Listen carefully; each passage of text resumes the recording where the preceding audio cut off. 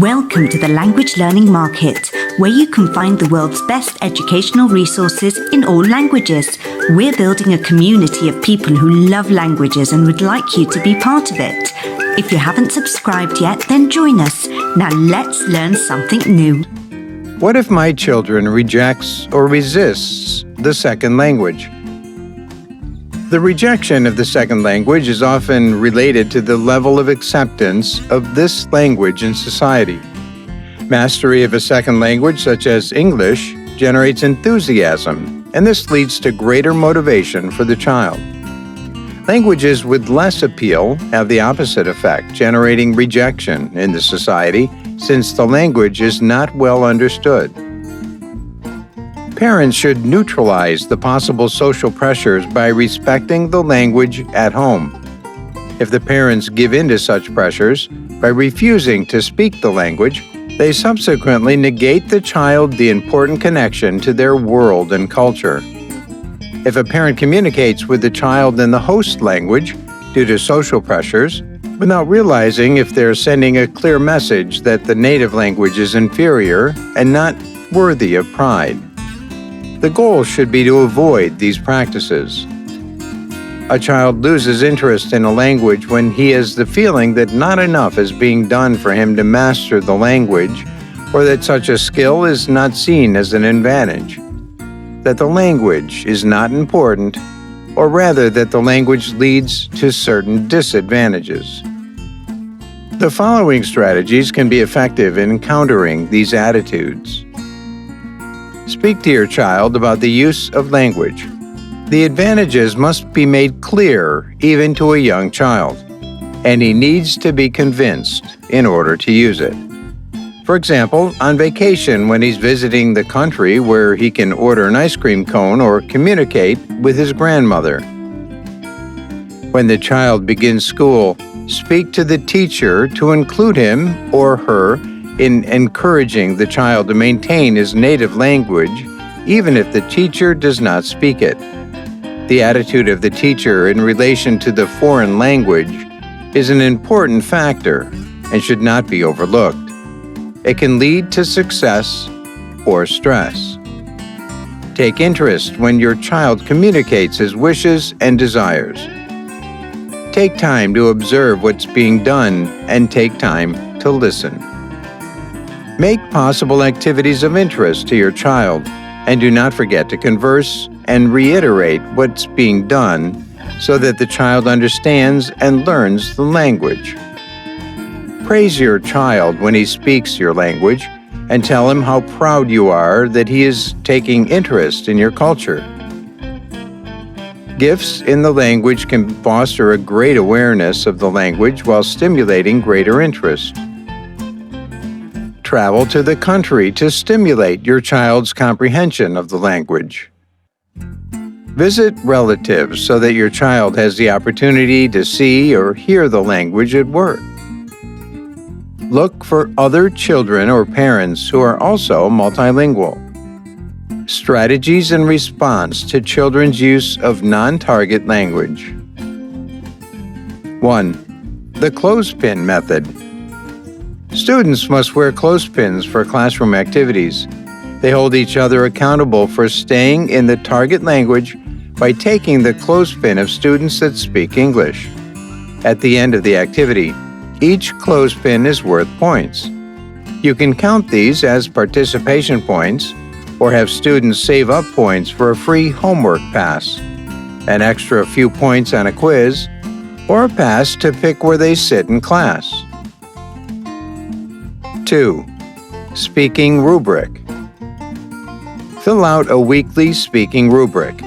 Students self-assesses for the first few weeks, just holistically, how well they've held themselves in staying in the target language and how richly they've been expressing themselves. It's not graded for the first month or so. Then, after they get comfortable with the idea, they continue to self-assess. But the teacher assesses and combines their evaluation with the teacher's assessment for the speaking portion of their grade. 3. The one-word strategy. Write a word on the board at the beginning of the period. Anytime you hear any English, erase a point. If the class has any letters left over at the end of the period, they each get an extra point on the next test. As they get better, they must keep the word up for a few days or a week. 4. Don't tell me, show me. You must become an actor or actress, a master of charades.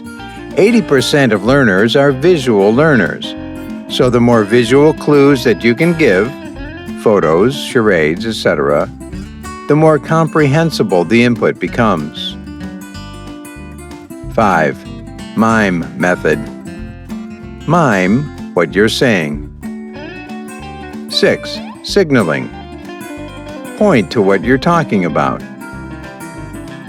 7. Use gestures. Whenever you're teaching songs, teach gestures for the keywords before starting and have the students practice them. Say the word and have them do the gesture. Then they do the gestures along with the song. 8. Draw. Draw a picture of what you're talking about. 9. Use photos. Print out pictures or photos to illustrate concepts. Tape the target language word or phrase on the photograph. 10. Student vocabulary. Assign each student a vocabulary word or phrase and have them make a meme to illustrate its meaning. Find a picture online to represent the concept and then add a text box on top with the words. 11. Post your instructions visually. It's suggested that using a PowerPoint to show the key language that you're using in the target language. When watching a movie in another language, it's also much easier to understand if we can read the words while we listen to them. Put key phrases on bulletin boards or on your whiteboard for the day. 12. The PGame system. It's suggested to use a PGame. Students start with 100 points each quarter, and if they aren't actively engaged in the target language and participating, the teacher says the student's name and PGame. Then the teacher makes a mark next to the student's name on a list at the front of the class. Students can make up PGames by writing in the target language. 13. Safe English space. Create a space or time when students can speak to you in English if necessary. It could be outside your doorway, in the hall before or after class, although always start speaking the target language and then they would need to request to speak in English.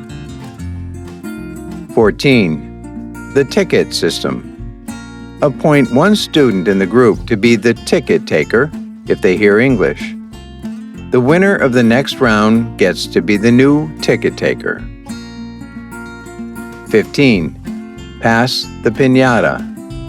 Have a large object, example a piñata, that gets passed to anyone who speaks English. If the person with the piñata hears anyone else speak English, they can give it to that person.